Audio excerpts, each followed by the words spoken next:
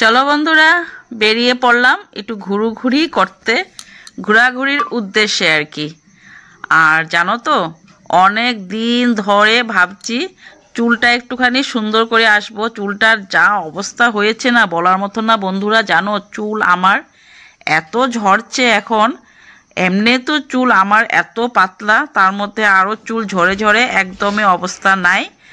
তো একটু বেরিয়ে পড়লাম। এই যে আমাদের বাড়ির থেকে বের হওয়ার পরে এই রাস্তাটা পড়ে, তো এদিকে আমি যাব একটু পার্লারে।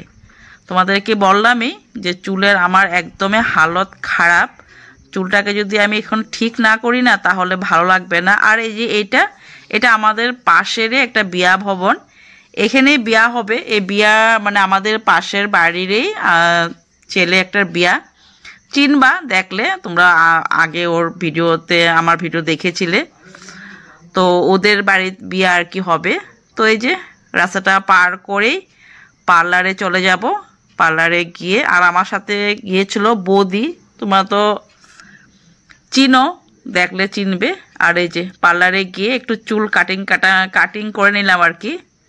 আগের দিকে স্লাইড একটু কেটে নিয়েছি, আর পিছন দিকে একটু সুন্দর করে চুলটি সমান করে একটু কেটে দিয়েছে পার্লারের থেকে। আর বলছে তোমার চুল আগে কত সুন্দর ছিল, আর এখন কি অবস্থা চুলের। আমি এই পার্লারের থেকেই বেশিরভাগ করি।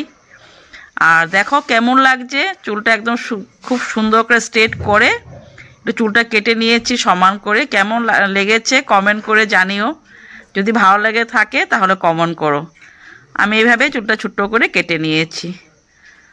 তো দেখো, এভাবে ছোট করে নিয়েছি, আর বেশি কাটিনি। বেশি কাটতে গেলে চুলটা একদমই ছোট হয়ে যাবে, সেই